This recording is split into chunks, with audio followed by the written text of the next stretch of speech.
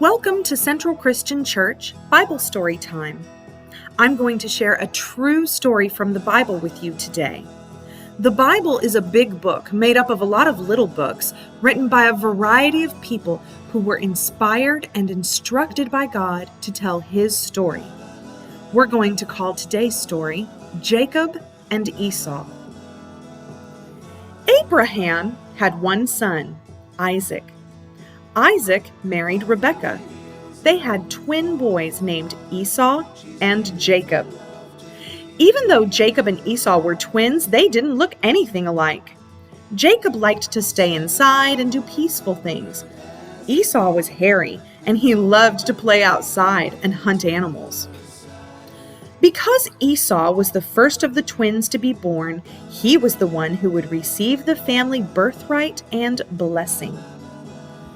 One day, Jacob was outside the tent cooking some stew. Esau had been hunting in the field all day.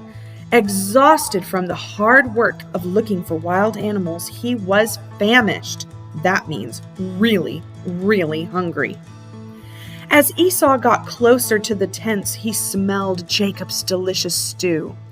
"Jacob," Esau shouted to his brother, "let me eat some of that red stew you're making. I'm tired and hungry."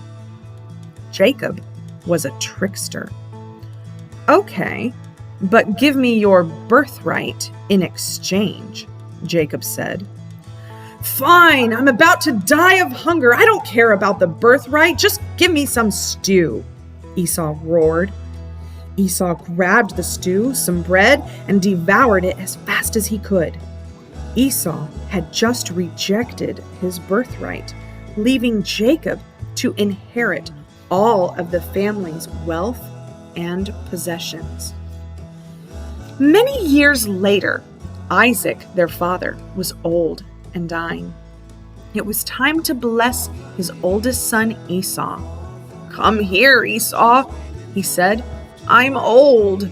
I'm going to give you the blessing, but please make me some of my favorite stew." While this happened, Rebekah listened in on the conversation. She loved Jacob more and wanted him to have the blessing, so she devised a scheming plan. "Instead of Esau, you're going to get the food and get the blessing," Rebekah said. "But Esau is hairy. I'm smooth. Esau smells like the outdoors and I don't. Dad is going to know I'm tricking him. He'll curse me and not bless me," Jacob cried. "Don't worry. I'll take the blame and the curse. Just do what I tell you to do," Rebekah said. So they made food and tied goat skin to Jacob's neck and arms. Jacob even dressed himself in Esau's clothes so that he would smell like Esau. Isaac was so old that he was nearly blind. Rebekah and Jacob hoped that he wouldn't be able to tell that it was Jacob instead of Esau who came to get the blessing.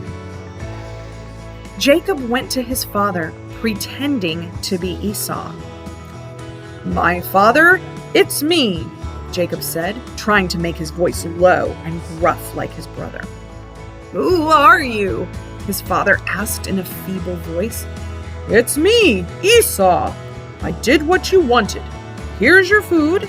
Now please bless me," Jacob said. "But how did you find it so quickly, my son?" Isaac asked. "The Lord your God granted me success," Jacob lied. Isaac wasn't convinced. "Come here. I want to feel you to see if you're really Esau," Isaac said. Isaac patted Jacob's hands and his neck and felt the goat skin that his mother had put there. "Strange. The voice sounds like Jacob, but the smell is Esau's. The hairy skin is Esau's," Isaac noted. So Isaac ate the food and then gave Jacob the blessing. "Let people serve you and nations bow down to you. Be Lord over your brothers," Isaac said. There and then, Isaac gave Jacob the blessing of the firstborn, just as Rebekah had planned.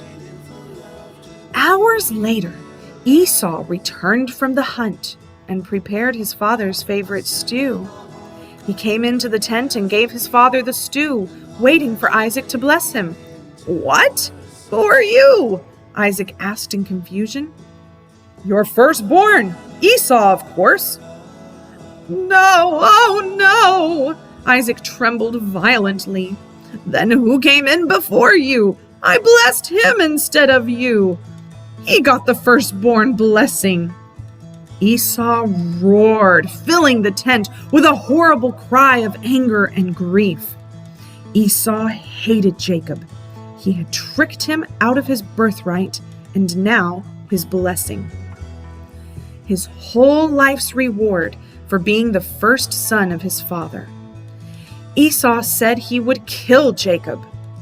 Rebekah wouldn't let that happen, so she convinced Isaac that it would be best for Jacob to go stay with her brother in the land of Haran, so Jacob could choose a wife from his own people.